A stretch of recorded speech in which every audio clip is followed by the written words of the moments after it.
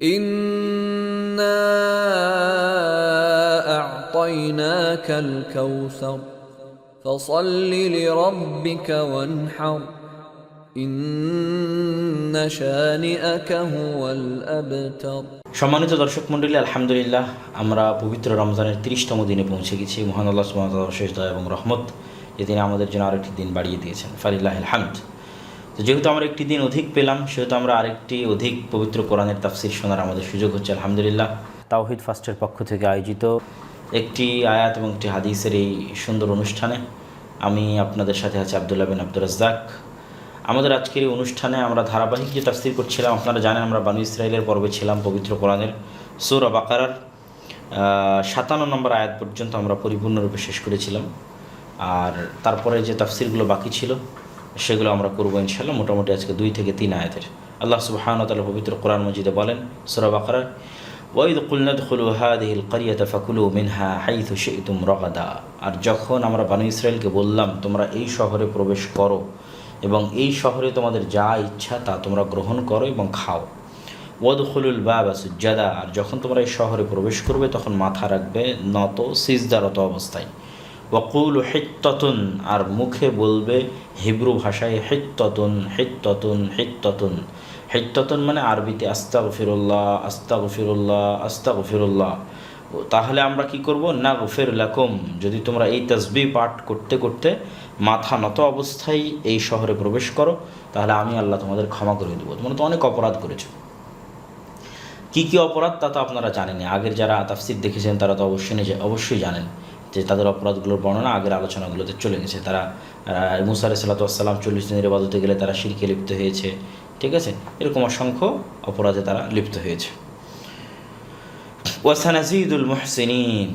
আর আমরা অতিরিক্ত করে দিই ইহসানকারীদের জন্য। ফাবাদদালাল্লাযীনা যালামু কাওলান গায়রাল্লাযী ক্বিলা লাহুম। অতঃপর যারা অত্যাচার করেছে, নিজের নফসের উপর অন্যায় করেছে, যারা জুলম করেছে, যারা তারা আল্লাহ সুবহানাহু ওয়া তাআলার শিখিয়ে দেওয়া এই শব্দকে পরিবর্তন করে দিয়েছে। তারা মুখে হিত্তাতুন না বলে বলতে থেকেছে হিনতাতুন হিনতাতুন হিনতাতুন, মানে গমের দানা গমের দানা গমের দানা। যেখানে বলতে বলা হলো বলো আস্তাগফিরুল্লাহ আস্তাগফিরুল্লাহ আস্তাগফিরুল্লাহ, সেখানে সেটি পাল্টে দিয়ে তারা বলছে কি গমের দানা গমের দানা গমের দানা। নিজে আল্লাহ সুবহানাহু ওয়া তাআলা কোরআন মাজিদের বর্ণনা দিচ্ছেন। فأنزلنا على الذين ظلموا رجزا من السماء بما كانوا يفسقون। যারা অত্যাচার করেছে তাদের জন্য অপমান এবং লাঞ্ছনা আমি অবতীর্ণ করেছি তাদের এই ফাসিকি করার কারণে। সম্মানিত উপস্থিতি, এই শহরটি কোন শহর? এই শহরটি জেরুজালেম।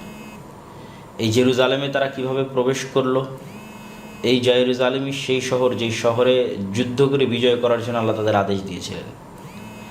যখন তারা বলল লান নাসবিরা আলা তুআমিন ওয়াহিদ ফাদউ লানা রাব্বাক, যা পরে ধীরে ধীরে আল্লাহ সামনে বলবে, যেটা আজকে আমাদের আলোচনায় আসতেছে না, কিন্তু আল্লাহ সুবহানাহু ওয়া তাআলা সামনে বলবেন ফাদউ লানা রাব্বাক ইউখরিজ লানা মিম্মা তুনবিতুল আরদু মিন বাকলিহা ওয়া কিসাইহা ওয়া ফুমিহা ওয়া আদাসিহা ওয়া বাসলিহা ক্বালা তাস্তাবদিলুনা আল্লাযী হুয়া আদনা বিল্লাযী হুয়া খায়র ইহবিতু মিসরান ফাইন্না লাকুম মা সাআলতুম। যখন তারা মুসা আলাইহিস সালাতু ওয়াস সালামকে বলেছিল এই এক খাবার, ওই যে মান্না সালো আমরা পরিচয় দিয়েছিলাম জান্নাত থেকে আসতো, তারা বলেছিল এক খাবার আমাদের প্রতিদিন ভালো লাগে না, তোমার আল্লাহকে বলো যেন তোমার আল্লাহ ইখরিজ লানা মিম্মা তুনবিতুল আরজ, হে মুসা তোমার আল্লাহকে বলো যেন এই মাটি থেকে, এই মরুভূমি থেকে, সিনাই মরুভূমি থেকে, কেননা তখন তারা সিনাই মরুভূমিতে অবস্থান করছে, তখনও তারা ফিলিস্তিনে প্রবেশ করেনি। তুর পাহাড় এবং তার আশেপাশের অঞ্চলের মরুভূমি, এই মরুভূমিতে পানি ছিল না, এই জন্য আল্লাহ পাথর ফেটে ঝরনার ব্যবস্থা করে দিয়েছে, যেটা আমরা আলোচনা করেছি।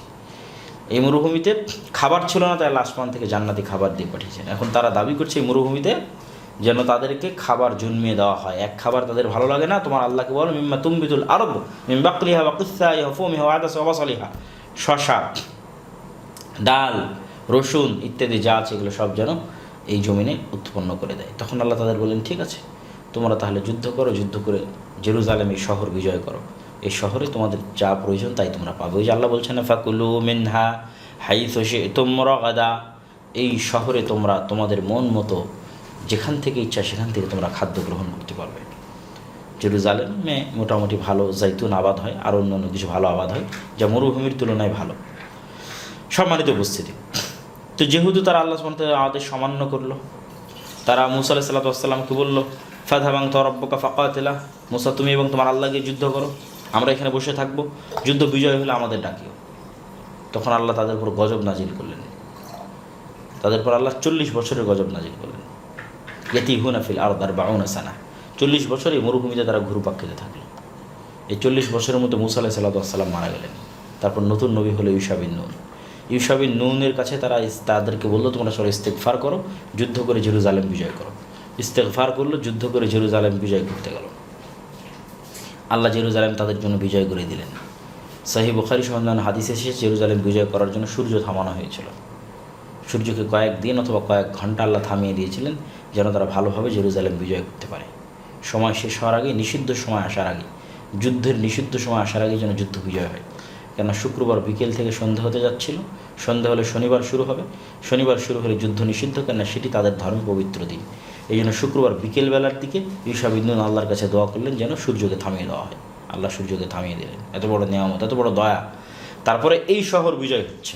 তখন আল্লাহ বলছে, ওয়াইদ কুলনা দুখুলু হাদিহিল কারিয়া, তখন আমরা বললাম বিজয়ী বেশি এই শহরে প্রবেশ করো, এই শহরে তোমাদের জন্য সকল রিজিকের ব্যবস্থা করে দেব, কিন্তু মাথা নত রাখবে, মুখে আস্তাগফিরুল্লাহ বলবে। আর এই নিমক খারাপ মুনাফিক ধোঁকাবাজ কওম কী করলো? তারা আল্লাহর বাক্যকে পরিবর্তন করে দিল। তারা পিছন আগে দিয়ে দিল, মাথা নত রাখা তো বহু দূরের কথা, পিছন আগে দিয়ে মাথা উঁচু রেখে তসবিহ এবং জিকির পাল্টিয়ে হেন ততন গমের দানা বলতে বলতে প্রবেশ করল। এই জন্য আমাদের নবী মুহাম্মদ সাল্লাল্লাহু আলাইহি ওয়াসাল্লাম যখন মক্কায় প্রবেশ করেন তখন তিনি বনু ইসরাইলের এই আচরণের বিরোধিতা করত। আল্লাহর আনুগত্য, আল্লাহর বড়ত্ব, আল্লাহর মহত্ব প্রকাশ করার স্বার্থে যখন তিনি মক্কায় প্রবেশ করেন বিজয়ী বেশে, মদিনায় দীর্ঘ 10 বছর কাটানোর পর বিজয়ী বেশে যখন মক্কায় প্রবেশ করেন, আনাস বিন মালিক রাদিয়াল্লাহু তাআলা আনহু বলছেন যে রাসূলুল্লাহ সাল্লাল্লাহু আলাইহি ওয়াসাল্লামের মুতাআতি ও রাস, মাথা এরকম নিচু ছিল এবং তার এই থুতনিটা তার উটের যে রাহাল আছে ওই উটের রেহেলে গিয়ে লাগতেছিল, এত মাথা নিচু ছিল। এবং তিনি মক্কায় প্রবেশ করছিলেন মক্কার উঁচু সাইড থেকে, যেন আরও নিচু হয়, যেন যানবাহনও নিচু হয়, ওনার মাথাও নিচু হয়। কেননা মক্কায় যদি উনি নিচু সাইড থেকে উপরে উঠতেন তাহলে তো অটোমেটিক মাথা উঁচু থাকতো। আর যখন মক্কার এমন সাইড থেকে উনি ঢুকতেছেন যেই সাইডটা মক্কার উঁচু সাইড, তাহলে মক্কায় ঢোকার সময় ওনার যানবাহনেরও মাথা নিচু, ওনারও মাথা নিচু। যে আদেশ কারা অমান্য করেছিল? বনী ইসরাইল অমান্য করেছিল জেরুজালেমে প্রবেশের জন্য। সেই নম্রতা, সেই ভদ্রতা রাসূল সাল্লাল্লাহু আলাইহি ওয়াসাল্লাম দেখালেন যখন তিনি মক্কায় প্রবেশ করছিলেন এবং তার মুখে আল্লাহ সুবহানাহু ওয়া তাআলার তাসবিহ ছিল, জিকির ছিল।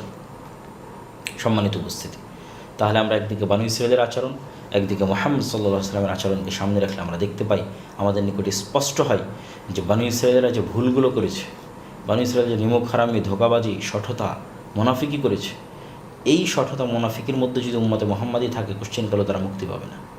আর যদি তারা এগুলো থেকে বের হয়ে মুহাম্মদ সাল্লাল্লাহু আলাইহি ওয়াসাল্লামের সেই সততা, আমানতদারিতা, ন্যায়পরায়ণতা, ভিতরে যা বাইরে তা, মানুষের সাথে সুসম্পর্ক, উত্তম আচরণ, সদা সর্বদা সত্য বলা, জন্মগত সত্যবাদী, তাহলে অবশ্যই কিন্তু আমরা নেতৃত্বের সেই জায়গায় পৌঁছে যাব যে জায়গায় সাহাবায়ে কেরাম এবং তাবেঈন নিজাম পৌঁছে গেছিলেন। আর আজকে আমরা গোলাম এবং দাসে পরিণত হয়েছি ওই বনী ইসরাইলদের মতো। তারা যেমন ফেরাউনের গোলাম এবং দাস ছিল, কেন? এই জন্য পরিণত হয়েছি যে আমরা বনী ইসরাইলদের এই ধোঁকা, এই শঠতা, এই মুনাফিকি চরিত্রগুলো আমাদের মধ্যে নিয়ে এসেছি। আমরা নামাজ পড়ছি ঠিকই, আমরা সালাত সিয়াম পালন করছি ঠিকই, কিন্তু মিথ্যা বলা আমাদের কাছে সবচেয়ে সহজ পাপ। আমরা সালাত সিয়াম হজ জাকাত আদায় করছি ঠিকই, কিন্তু আমরা অন্যের সম্পদ মেরে দিয়ে সেই টাকা দিয়ে হজ করতে যাচ্ছি, উমরা করতে যাচ্ছি।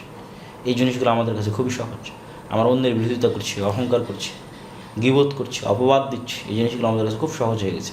ঠিক বনী ইসরাইলদের মতো ছোটো মন মানসিকতা, শঠতা, মারামারি, কাটাকাটি, মুনাফিকি, ধোঁকা, এই জিনিসগুলো আমাদের রক্তের মধ্যে মিশে গেছে। এই জন্য আজকে আমরা গোলাম। আর যদি মুহাম্মদ সাল্লাল্লাহু আলাইহি ওয়াসাল্লামের মতো উদার, উন্নত চরিত্র, সদা সত্যবাদী, জন্মগত সত্যবাদী, আল্লাহ সুবহানাহু ওয়া তাআলার আদেশের সামনে মাথা নতকারী, কোনো প্রকার শঠতা, মুনাফিকি এবং ধোঁকাবাজি দিয়ে শরীয়তের কোনো বিধানকে পরিবর্তন করার চেষ্টা না করা, এই গুণগুলো যদি আমরা পুনরায় অর্জন করতে পারি, আমরা পৃথিবীর নেতৃত্বের জায়গায় পৌঁছে যাব। এই জন্য জনৈক কবি বলেছেন, সাবাক ফির সে পড় সাদাকত কা, শুজাআত কা, আদালত কা, লিয়া জায়েগা তুঝসে কাম দুনিয়া কি ইমামত কা। দুনিয়ার মুসলমানেরা তোমাদের মধ্যে সালাত সিয়াম হজ জাকাত সবই আছে, কিন্তু মুহাম্মদ সাল্লাল্লাহু আলাইহি ওয়াসাল্লামের ওই সত্যবাদিতা হারিয়ে গেছে, মুহাম্মদ সাল্লাল্লাহু আলাইহি ওয়াসাল্লামের ওই আমানতদারিতে ন্যায় পরায়ণতা হারিয়ে গেছে। তোমরা পুনরায় সত্য বলা এবং ন্যায় পরায়ণতা শিখো, আল্লাহ তোমাদেরকে পুনরায় দুনিয়ার নেতৃত্ব দিয়ে দিবে ইনশাআল্লাহ। আল্লাহ সুবহানাহু ওয়া তাআলা আমাদেরকে আয়াত থেকে বনী ইসরাঈলদের এই ভুলগুলো থেকে শিক্ষা নেওয়ার এবং আমরা যে ভুলগুলো বর্তমানে করছি সেটা থেকে শিক্ষা নেওয়ার বা রাসূল সাল্লাল্লাহু আলাইহি ওয়াসাল্লামের আদর্শ অনুযায়ী চলার তৌফিক দান করুক আল্লাহুম্মা আমিন। আসসালামু আলাইকুম ওয়া রাহমাতুল্লাহি ওয়া বারাকাতুহু। Subscribe to our YouTube channel, Know Tawhid First, and press the bell icon to get new video notifications.